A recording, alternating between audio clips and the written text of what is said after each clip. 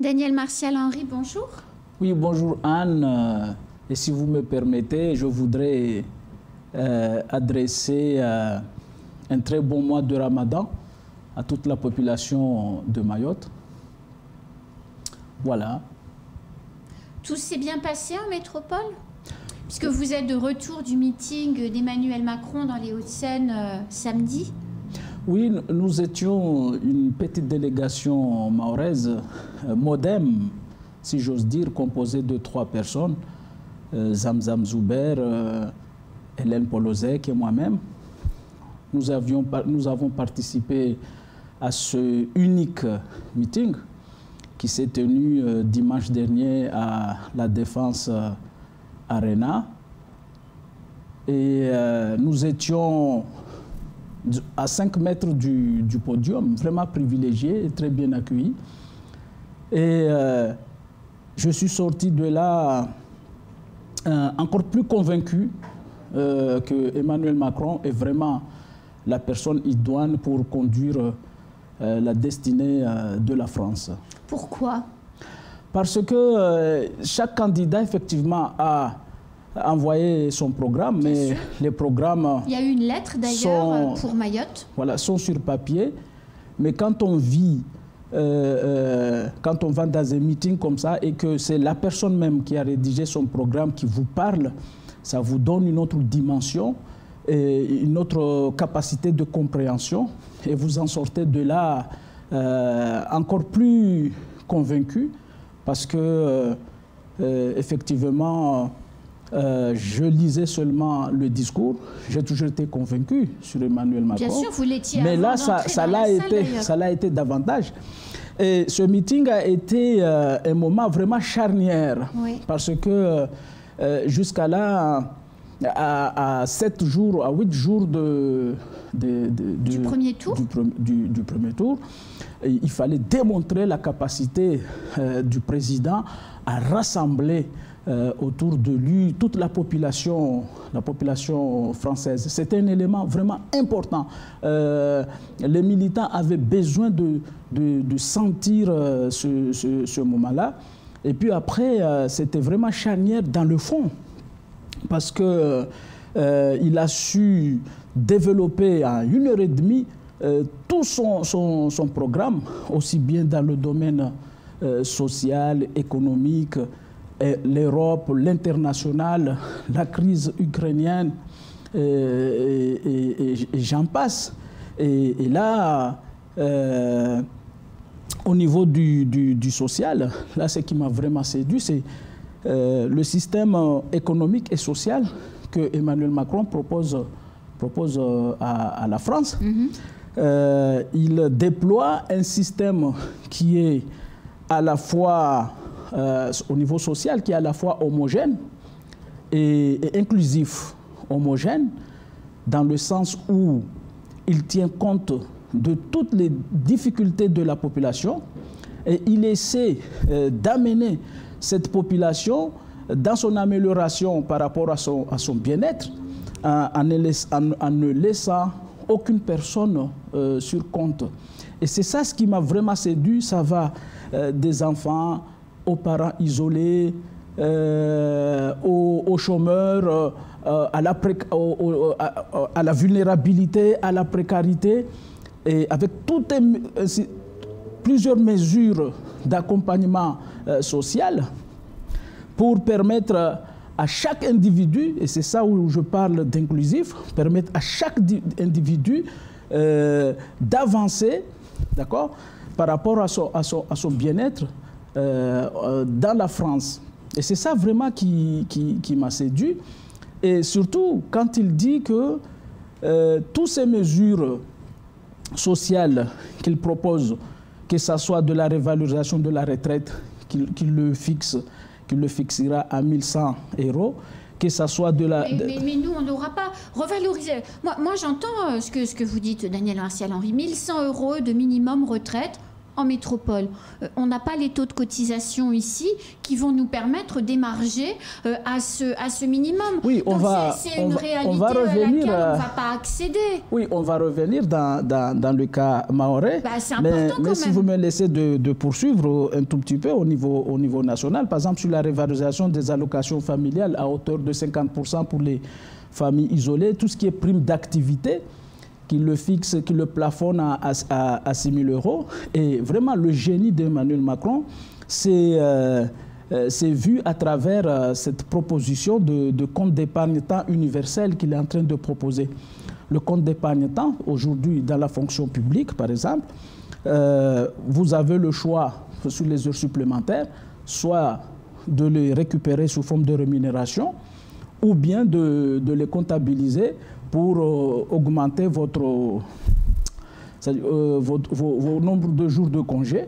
Mais lui, il le propose qu'on le comptabilise en le rendant universel, c'est-à-dire que même quand vous quittez une entreprise en allant vers une autre entreprise, vous conservez toujours vos points et ça vous permettra plus tard, quand vous voulez partir à la retraite, soit de partir en anticipation, ou bien de... Et ça, mais pour nous à Mayotte, Daniel Martial-Henri, parce que moi j'entends 1 100 € de retraite, c'est super, mais on ne l'a pas nous, et avant 2036, on ne l'aura pas, il ne sera plus président de la République depuis bien longtemps. Pour nous à Mayotte, nous avons le Code du travail qui est appliqué de plein droit, donc toutes les mesures comme les primes d'activité, ça, on va déjà... Oui, mais les allocations familiales dont vous on parlez, va les bénéficier. Et ici, aujourd'hui, à Mayotte, vous savez très bien que nous sommes dans une période où le code de la sécurité sociale...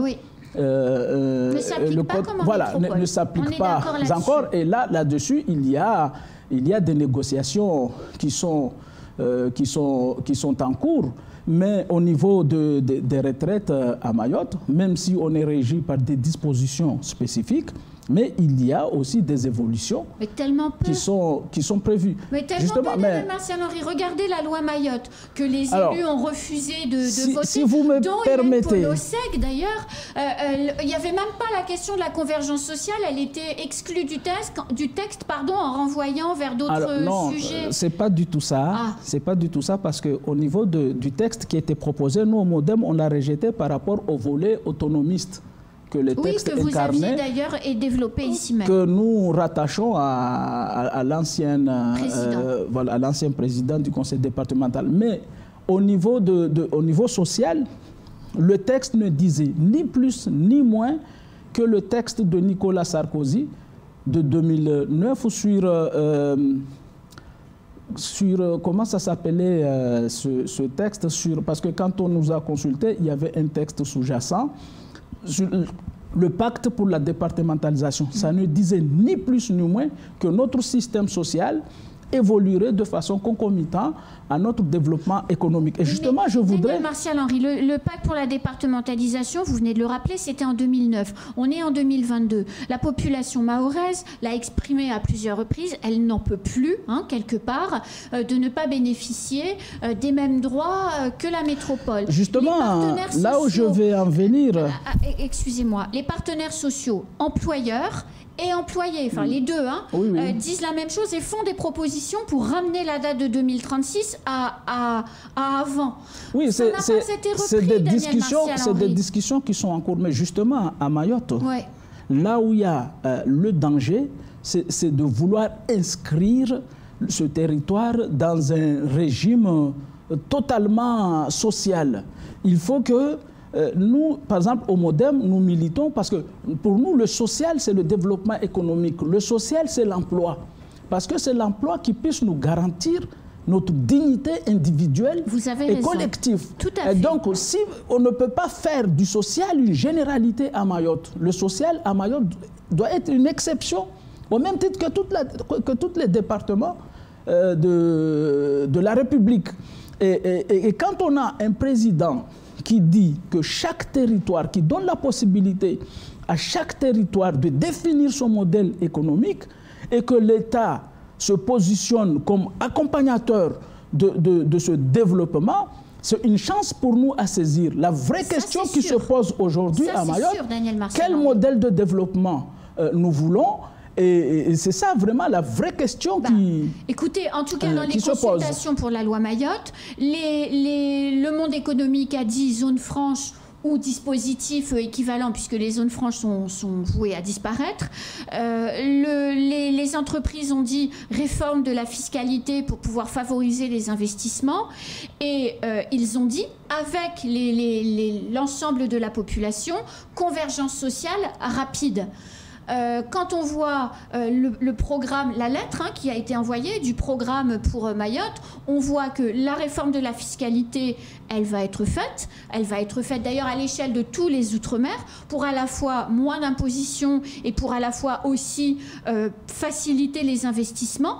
Pas un mot réel sur une date de convergence sociale, 2036, 2022, 28, enfin tout ce qu'on veut. Il n'y a pas eu de mot là-dessus. Et la zone franche n'a pas été reprise non plus. Donc on a défini notre modèle économique, mais on ne le voit pas dans les résultats. Le problème, il n'existe pas de modèle économique à Mayotte jusqu'à là, malheureusement. Et quand on parle de la fiscalité, aujourd'hui, nous avons 3 formes de fiscalité. Avant, c'était 2. Aujourd'hui, depuis 2014, c'est 3 quand on a mis en place les impôts locaux. Mais avant, vous aviez les taxes directes, les impôts sur la société ou sur les revenus, et puis après les taxes indirectes, la douane. Mais aujourd'hui, les taxes les impôts directs, ça apporte aujourd'hui 26 millions d'euros à l'État. Alors que les taxes douanières apportent dans les 100 millions d'euros au niveau de l'État, non, de la collectivité. Et pourtant, c'est la collectivité aujourd'hui et les communes qui définissent les taux de la fiscalité. Et je te dis, Anne, excuse-moi si on peut se vous tutoyer. On se tutoie quand on n'est pas devant les caméras, Daniel. Bon, je vous dis, Anne... Moi, tu... non, je vais vous voyer comme... voilà, c'est ce que vous souhaitez. Aujourd'hui, quand le Conseil général ou les communes discutent des taux applicables en matière fiscale, on ne met jamais en avant une vision économique. C'est vrai. Ce qu'on met en avant, c'est juste renflouer les déficits de ces collectivités qui sont causés par des gabégies, des dépenses inutiles. Donc, dans le programme, justement, je vais insister sur les impôts. Il met en avant une politique, relancer l'économie. Pas du tout. Macron le fait. Non, ce qui se fait au niveau de l'octroi de mer à Mayotte, malheureusement, il faut dire les choses telles qu'elles sont, c'est juste renflouer les déficits des collectivités au niveau local. Et d'ailleurs, en 2017... En 2014, toutes les communes de Mayotte étaient déficitaires. Oui, et c'est avec l'octroi de mer qu'ils ont renfloué tous leurs les déficits. C'est pour ça que je vous dis que le vrai problème à Mayotte n'est pas fiscal. Le vrai problème est la définition de notre modèle de développement. Par exemple, quand on parle de l'octroi de mer, on ne se pose jamais la question à savoir est-ce que ce levier-là va pouvoir entraîner le développement des activités au niveau interne ou pas. Mais au contraire, on l'utilise pour pouvoir importer davantage. Par exemple, donc c'est pour ça que dans ce pays, nous devons à un moment nous réunir et discuter, du modèle de développement que nous souhaitons qui est avoir. Important à 6 jours du Par contre, j'aurais bien voulu parler de comment vous avez dit tout à l'heure au niveau des zones franches. Oui. Alors, au niveau des zones franches, par exemple, le problème qui se pose, que au niveau des zones franches, on veut mettre en place une zone franche pour défiscaliser des activités commerciales. Par exemple, on met une zone franche à Kaweni, on défiscalise des zones commerciales. Mais la zone franche doit être utilisée pour encourager les activités de production au niveau interne. Donc, justement, les élus qui sont aujourd'hui, quand vous attendez parler de fiscalité, il faut maîtriser la finalité des décisions qu'ils souhaiteraient prendre. Parce que zone franche, pourquoi ça a buté? Pourquoi ça n'a pas eu assez d'écho au niveau du gouvernement? Parce que ce n'est pas pour encourager le tissu productif local. Mais si on fait une revendication en matière de zone franche, il faut qu'on donne un sens autre que ce qu'on fait actuellement, mais on met l'accent sur l'activité productive au niveau local. Daniel Martial-Henry. Et ça, on sera entendu par Emmanuel Macron parce que justement, Emmanuel Macron, son projet pour l'outre-mer, c'est arriver à une autosuffisance alimentaire outre-mer avec le développement de l'agriculture et relancer l'activité économique au niveau interne. Daniel Martial-Henry, oui, le président candidat refuse ce soir d'aller dans l'émission de France 2, à l'occasion de laquelle tous les candidats principaux de cette élection seront rassemblés. Ça choque la classe politique métropolitaine, ça choque la population. Est-ce que ça vous choque, vous? Personnellement, ça ne me choque pas. Je trouve même que ce n'est pas une façon de dénigrer les autres candidats. Ah bah c'est comme ça que c'est pris quand même. Ça renvoie à son côté jupitérien. Non, mais souvent, les débats, oui. les débats politiques dans les élections présidentielles, c'est souvent au second tour. Mm-hmm. Mais au premier tour, je ne sais pas, peut-être que vous avez plus de connaissances que moi, mais ce n'est pas vraiment une pratique courante. Et souvent, au deuxième tour, il y en a qui déclinent le débat, comme Jacques Chirac avait décliné le débat par rapport à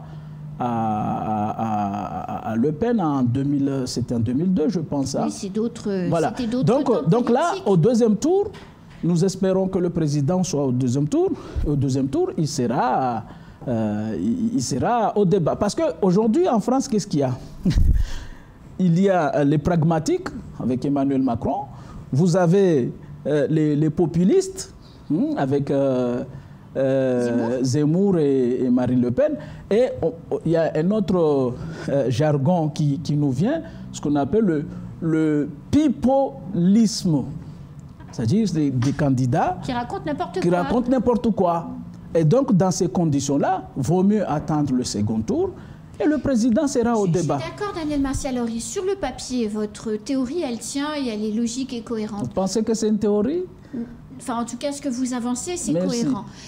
Pardonnez-moi. Mais d'un autre côté, la campagne, elle a duré très peu de temps et il a eu tellement peu de moments où il a pu faire campagne. Une émission comme celle-là est une occasion de faire campagne. Après qu'il n'apprécie pas France 2, ça renvoie quand même une image aux électeurs d'un homme arrogant, pas très abordable. C'est pas une très bonne chose. Arrogant, non. Arrogant, non. Vous voyez, le président de la République, il y a deux événements qu'il a vécu. Oui. S'il était arrogant, il saurait rétracter. Oui. La crise des Gilets jaunes, oui. Au contraire, il est plus allé au-devant des Français. Et faut-il le rappeler, la gifle, une autre personne saurait rétracter. Mais au contraire, il fait fi complètement de ce genre de situation. Mais il essaie de les comprendre et de les intégrer et donner une interprétation politique.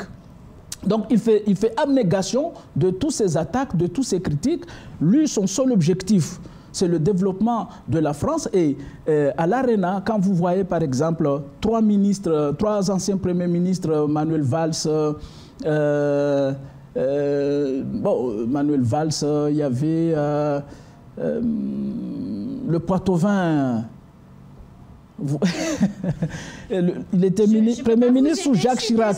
Premier ministre sous Jacques Chirac. Oui, d'accord. Oui, je vois très bien. Raffarin. Raffarin, quand vous voyez des gens de droite, des gens de gauche, des gens du centre, des anciens ministres, des personnalités imminentes venir aujourd'hui soutenir Emmanuel Macron parce que la France se trouve dans un moment charnière. La France peut basculer dans l'obscurantisme imposé par les extrêmes. Et là, c'est une personne qui fait abnégation, c'est une personne qui voit l'avenir et c'est une personne qui se met au service des Français. C'est ça ce qui est important aujourd'hui. Vous pensez qu'il sera en tête au premier tour à Mayotte?